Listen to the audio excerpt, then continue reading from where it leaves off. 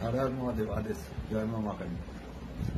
এমন অনেক পরিবার আছে যে পরিবারের যে ফ্যামিলি মেম্বাররা আছে, সেটা পতি-পত্নী হোক বা ভাই বোন হোক বা বাবা মা হোক বা অন্য কেউ হোক বা সন্তান সন্ততি হোক, এরা ইচ আদার কিন্তু প্রচন্ডভাবে রোজ এদের ভিতরে একটা অশান্তি কলহ ক্লেশ লেগে থাকে।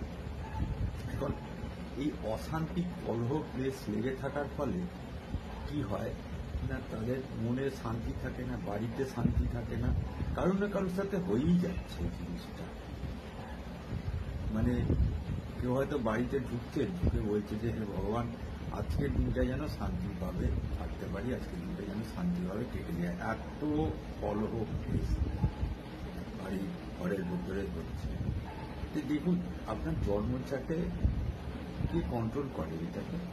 জন্মচাটে এইটার যদি আপনার জুপিটার অর্থাৎ বৃহস্পতি নেগেটিভ ফল জ্ঞাপন করে, অর্থাৎ সে যদি অশুভ হয়ে যায়, এটা কোনো কালা জাদু ফালা জাদু নয়, কালা জাদুর জন্য হয়, কিন্তু সে যদি অশুভ হয়ে যায় তাহলে কিন্তু এটা আপনার অটোমেটিক্যালি দেখবেন হবে।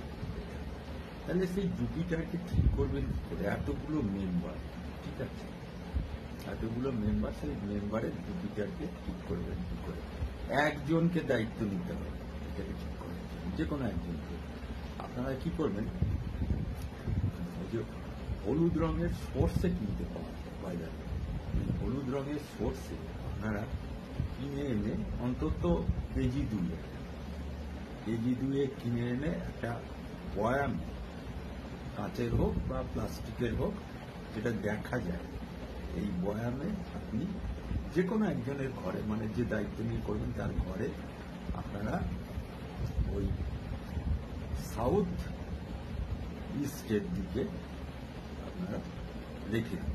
সাউথ ইস্টেতে যদি অসুবিধা থাকে ইস্টের দিকেও রাখতে পারেন, সাউথের দিকে রাখতেও পারেন, কোনো অসুবিধা নেই।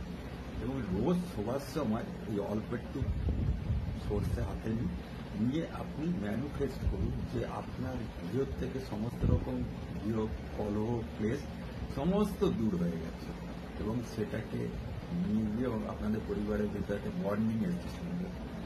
ম্যানিফেস্টটাকে একটু ভালোভাবে করবেন, করে সেটাকে আপনি আপনার ওই যে রাস্তার যে প্যাসেজ আছে সেই প্যাসেজের ভিতর ফেলে দেবেন।